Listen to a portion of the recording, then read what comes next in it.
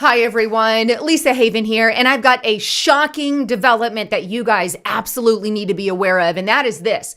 If you're in the United States military right now, and you so much as ask the question why Black Lives Matter and Antifa protest are not being treated like the Capitol 6 riots that happened, if you ask that question and you're in the military, then you are now worthy of needing some real re-education. And I'm not even joking here. And this is why I have a problem with it, because the First Amendment, right? This little thing called the First Amendment, which you guys are already well aware of. But I want to hone in on this part. Our First Amendment guarantees the right of citizens here in the United States of America to assemble peacefully. That's the key word. We're allowed to assemble peacefully and to petition our government. Now, what you don't see in the First Amendment is it doesn't say you're not allowed to petition the government or protest the government if you believe there's election fraud. No, it doesn't say that. Or it doesn't say you can't, have a grievance with the government and protest against them if you're against lockdown measures or mandates or, fill in the blank, right? It's open-ended. If there is something that you want to assemble against the government on, you can do it, but you have to do it peacefully. Okay, peacefully, key word there. Now that said, the military, a lot of people in the military are saying, well, BLM and Antifa wasn't done peacefully. In some cases it was, and in some cases it wasn't. Same with the Capitol 6. You've had people there who peacefully assembled and some who didn't. So they crossed that constitutional line when it went from peaceful to violent in both situations. One situation, they were protesting or took the grievance to the government over what happened with the U.S. election. On the other side, they're protesting what they're calling police brutality and racism and xenophobic, all of that. On one side, you're allowed to have protest, but both crossed the line when they went into violence. And there's been more violence from radical BLM and Antifa now for just so much as questioning that. Just asking the question, then you need to be re-educated on what is, acceptable, right? And I'm not even, I'm just, my jaw wants to hit the floor on this. But before I get into the topic, I got to tell you, you got to get on over to restrictedrepublic.com right now. You can get the first 30 days for $1. And that includes a 14-day free trial. So you're basically getting about 45 days for $1. And that's an amazing price. But right now, get in there, check out some of the information we have. You can see some of the stuff that we've been posting on there. But look, we don't know how long we're going to be on these platforms. So I got to tell you, we got to start migrating over. So check it out at restrictedrepublic.com and use the code DOLLAR. You have to plug in the code DOLLAR to get the discount. So check it out there. Now, also with that, I wanted to tell you guys about a conference I'm going to be at. This is Steve Quayle. It's this Extinction Protocol online conference, and this is going to be streaming June 11th through the 12th. And if you want more information on that, I'll leave that in the description box below, but it's on stevequaylewebsite.com. All right, so let's get over onto what's going on with our U.S. military. Here we are, zerohedge.com. Defiant. U.S. soldiers are now openly questioning why BLM riots are not treated like Capitol insurrectionists. Then we have this military article, and this is on the same topic, but I'm going to dive into this one here. But military.com. Some troops see the Capitol riot and BLM protest as similar threats, top enlisted leaders say. Now, the article goes on to state this, and this is a very recent article published March 19th, 2021, but it says, some troops have drawn equivalencies between the January 6th riot at the U.S. Capitol and last year's protest for racial justice during a recent stand down to address extremism worrying the military's top enlisted leader. Remember, they did that whole stand down, I think it was in February, for 60 days, and they're still in the midst of that because they wanted to train the military or weed the military out from white supremacists, which we're still not exactly sure if white supremacist equals conservative or not, it's to be determined. But nonetheless, it's in these particular education courses that the military is asking a question, right? But it goes on. In a Thursday briefing with reporters at the Pentagon, Ramon CZ Lopez,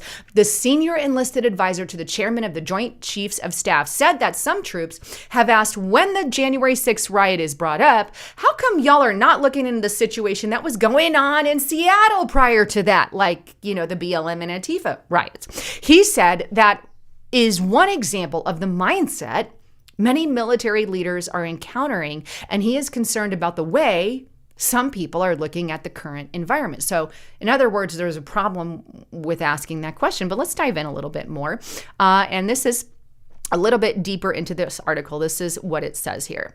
And I quote, Colonel Lopez said the confusion of some younger troops have expressed shows why the training sessions on extremism are needed. So because they're asking that question, this is the very reason why they're doing these sessions and re-educating our military. Defense Secretary Lloyd Austin ordered the stand down on February 5th and gave units across the military 60 days to discuss extremism in the ranks with troops. The military's policies are clear, he said. Troops are not to advocate for or participate in supremacist, extremist, or criminal gang doctrine, ideology, or causes. This is great. We shouldn't have that in our military. I agree, but we move on. The military remains an apolitical organization, he said, and it doesn't matter if an extremist group is far right or far left, both are off limits. Well, if it's all off limits, then maybe you should talk about the extremism on both sides. Just kind of adding that note here. But the article goes on a little bit more, and I'm going to hone in on this section. But as the training sections took place, some themes emerged that worried leaders. Those conducting the session wanted to make sure that military members understood the difference between Seattle, aka the BLM and Antifa riots, and the January 6th riot in Washington, D.C. Lopez said, but some of your younger members are confused about this. So that's what we need to go ahead and talk to them about and educate them on. Let's re-educate them to make sure that they know exactly what they can and cannot do.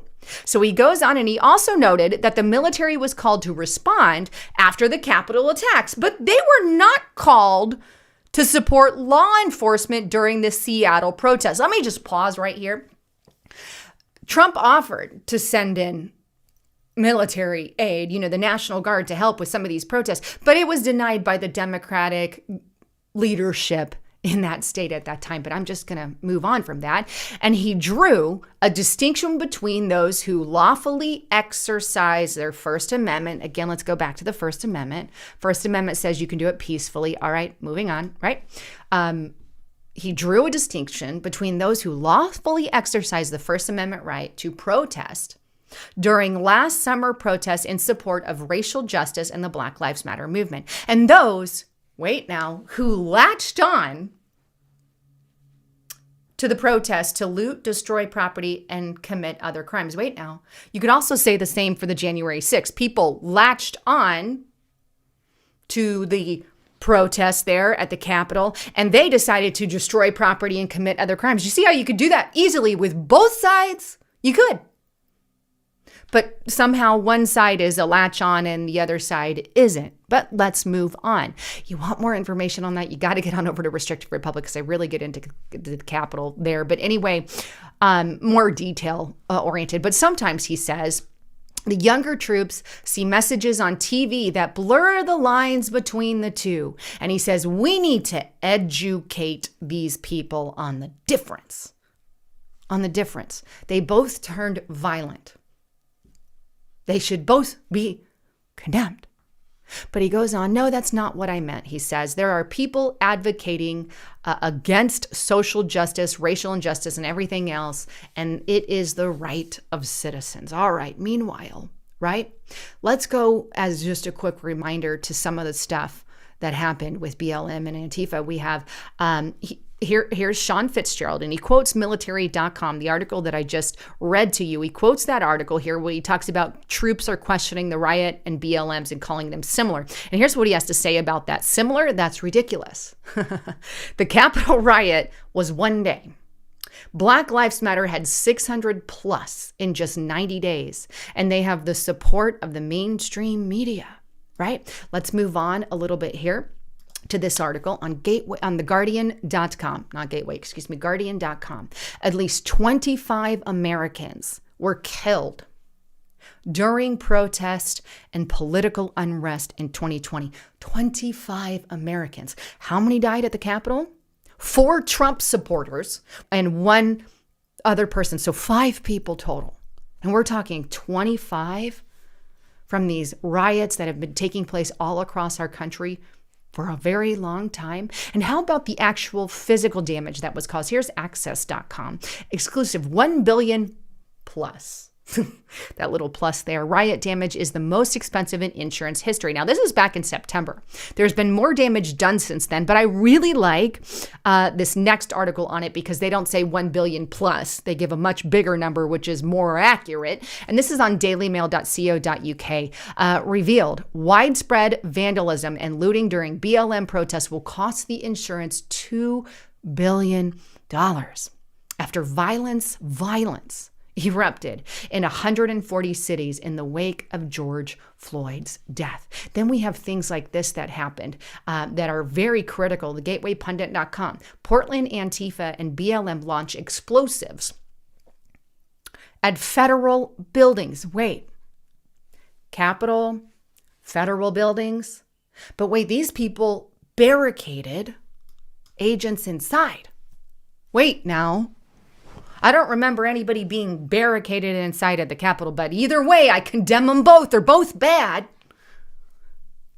But now if you so much as question that, let's re-educate you on the mindset, U.S. military, because that one's okay. It's just people are latching on, causing the chaos. We're talking 140, 150 cities now, plus. I think that's much higher, maybe 200 something at this point. I'm blanking on the number, but really high number on how many of our cities have burned. Billions of dollars. We're not talking millions here, people. We're talking billions in damage.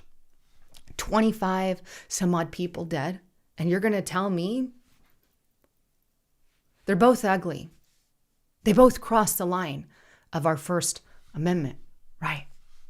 Meanwhile, there's even more protests still happening today. And look, I'm all for a peaceful protest. I support it 100%. You want to get out there? That's our constitutional right to get out there and peacefully protest. And if BLM and Antifa want to go out and do it peacefully, so be it. And if Trump supporters, and I'm a Trump supporter, want to go out there and we want to peacefully assemble, then so be it. That is our right, our constitutional right here in the United States of America. And now they're attempting to draw one is politically acceptable and the other isn't politically acceptable. That's like saying you can only take some grievances to the government, but not others. Only those that we are accept. And, only on one side can people latch on and cause chaos, but not the other side can people latch on and cause chaos. And I can't even really get into a lot of those details. But anyhow, please make sure you get all the facts and details of what's truly going on. Anyhow, don't forget to check out my partner at healthwithlisa.com. Look, if you guys haven't tried this collagen, it's absolutely amazing. And in my personal opinion, one of the best that exists. And because it's got 5 different types of collagen and it's really helped my hair, my skin, and nails. I mix it in my coffee every single morning. And they've got up to 51% off, but it mixes in really easy. And that's why I like it. But check it out at healthwithlisa.com and take advantage of that amazing collagen. All right. With that, thank you so much for tuning into the channel. I'm Lisa Haven, signing out.